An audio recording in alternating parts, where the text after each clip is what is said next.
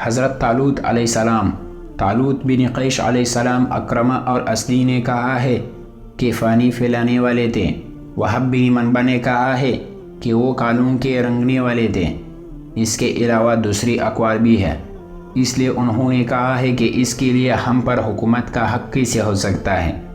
جبکہ ہم بادشاہت کے اس سے زیادہ حقدار ہیں۔ اسے مال کی فراہمی نہیں دی گئی۔ اہل کتاب نے ذکر کیا ہے کہ نبوت لاوے کے خاندان میں تھی اور حکومت یہودا کے قبیلے میں تھی، اور یہ طالوت بن یامین کے اولاد میں سے تھے، تو انہوں نے ان کے بادشاہ بننے پر اعتراض کیا اور خود کو زیادہ حقدار قرار دی اور کہا ہے کہ یہ تو فقیر ہے، اس کے پاس مال و دولت بھی نہیں ہے، اور ایسا شخص بادشاہی کے لیے قابل کیسے ہو سکتا ہے؟ اللہ کے نبی ان سے فرمایا کہ اللہ نے اس کو تمہارے اوپر پسند کیا ہے اور جسمانی کشادگی میں زیادہ کیا ہے،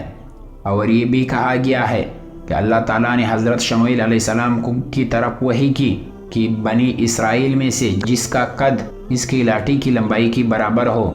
اور جب وہ آپ کے پاس آئے گا تو سنگ جوش مارنے لگے گا جس میں القدس کا تیل ہے، تو وہ ان کا بادشاہ ہوگا۔ لوگ آ کر اس لاٹھی کے ساتھ اپنا قد ناپنے لگے تو طالوت کی سوا اس کے برابر قد والا کوئی نہیں تھا۔ جب وہ شموئیل کے پاس حاضر ہوا تو وہ سنگ جوش مارنے لگے۔ شموئیل علیہ السلام نے سنگ سے اس کو تیل لگایا اور بادشاہ کے لیے نامزد کر دیا، اور لوگوں سے کہا کہ یقیناً اللہ اس کو تم پر پسند کیا ہے اور اس کو علم بھی زیادہ دیا ہے۔ اور بعض کہتے ہیں کہ اس کو جنگوں لڑائیوں کا تجربہ تھا، بعض کہتے ہیں کہ عمومی طور پر اس کے پاس علم زیادہ تھا اور جسمانی صحت مند قد والا خوبصورت جوان تھا۔ قرآن پاک کے الفاظ سے معلوم ہوتا ہے کہ اس وقت اللہ کے نبی کے سوا باقی سب سے زیادہ علم والا تھا۔ اللہ جس کو چاہتا ہے بادشاہت دیتا ہے، کیونکہ حکم بھی اس کا اور مخلوق بھی اس کی، اور اللہ علم والا کشادگی والا ہے۔ اور ان کو ان کے نبی نے کہا ہے